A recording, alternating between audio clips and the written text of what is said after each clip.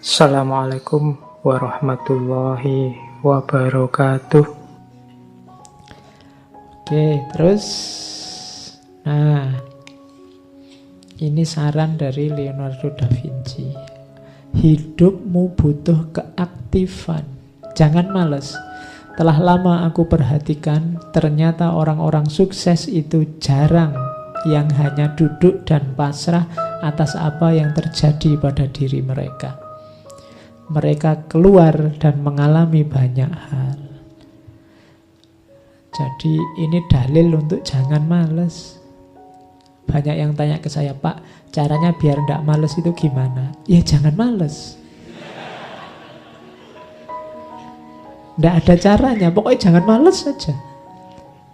Kalau kamu merasa, wah saya ini males, ya sudah bangkitlah. Paksa dirimu untuk bangkit, cuma itu. Dan biasakan untuk beraktivitas, cuma itu. Karena manusia itu hidup dengan apa yang dia biasakan. Kalau kamu biasa santai-santai, kongko-kongko, enak-enakan, ndak ngapa-ngapain, ya kamu akan terbiasa dengan itu. Maka satu-satunya jalan keluar dari zonamu, aktiflah. Jadi kuncinya itu. Katanya Leonardo kan, saya sudah cek sendiri, semua orang sukses itu ndak ada yang dengan diam dan pasrah. Sukses di bidang apapun, sukses di bidang apapun. Tapi saya suksesnya ingin di bidang sufi ya Pak, yang pasrah, rela misalnya. Iya. Loh, mbok anggap sufi-sufi itu terus diam saja? Tidak. Mereka mengejar Tuhannya, mengejar anugerahnya, mengejar ridhonya. Oh, mereka justru tidak tidur siang hari, malam hari, isinya ibadah. Tidak ada yang kok males-malesan itu, tidak ada. Jadi kamu cita-citamu apa saja, tidak akan sukses kalau kamu hanya duduk dan pasrah. Tapi sekarang bisa loh Pak, jualan, pegang HP sambil duduk-duduk. Iyalah, tapi ya tetap nggak bisa diam saja. Jadi rumus pertama itu, kamu harus aktif. Dan rumus keaktifan itu kalau di Islam kan jangan dibayangkan kayak 1 tambah 1 2. Keaktifan itu upaya kita bergerak. Tidak usah dipikir hasilnya. Kadang-kadang karena mikir hasil ini kan terus kita jadi pesimis. Alah Pak, saya kejar kayak gimana pun yo tidak mungkin kelihatannya kan terus itu. Karena kamu bergantung pada amalmu, bergantung pada tindakan. Jangan, bergantungnya pada Allah. Kamu bekerja, kamu beraktivitas, kamu bertindak, itu ya karena sunatullahmu sebagai manusia. Hasilnya apa itu urusannya Allah, tidak usah kamu pikir. Jadi jangan salah identifikasi, tugasmu cuma bergerak. Sering saya ilustrasikan ceritanya Nabi Ismail dan ibunya itu loh. Jadi kan ketika Nabi Ismail bayi ditinggal berdua di Mekah, susah nyari air, lari-lari Safa Marwa bolak-balik 7 kali. Akhirnya dapat air dari kakinya Ismail yang menjejak tanah. Mbok ya dia jejak sejak tadi, biar segera keluar. Loh, itu rahasianya Allah. Cara kerjanya memang begitu. Kalau pakai matematika, lari bolak-balik 7 kali tadi, ketemu airnya ya hasil lari ini tadi.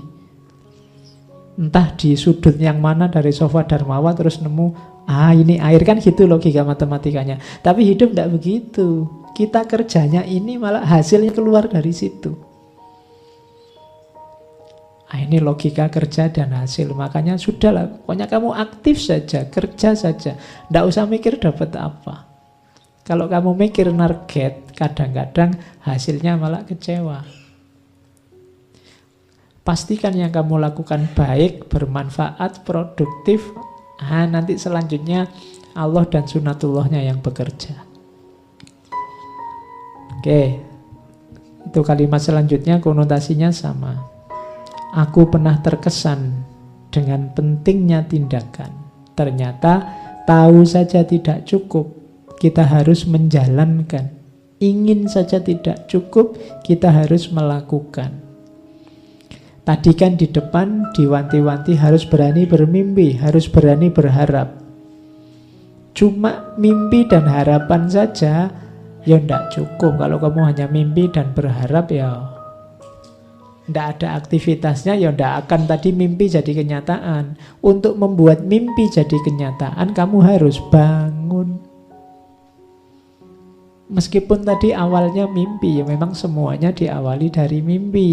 Tapi jangan mimpi terus. Jangan kok, Pak, hidup ini kan diawali dari mimpi. Nah, saya makanya pingin tidur lagi misalnya. Oh ya enggak begitu. Nanti kamu bolak-balik tidur alasannya pingin mimpi.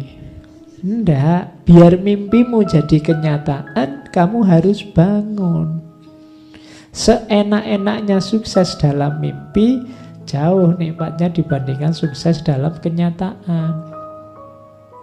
Gitu loh. Kalau kamu hanya membayang-bayangkan dia, memimpi-mimpikan dia, tidak luar biasa. Nikmatmu hanya nikmat dalam khayalan. Kalau ingin seneng beneran, ya kamu tembak beneran. Ini logika sederhananya kan begitu. Jangan cuma membayangkan. Nanti diduli orang lain kamu bikin puisi.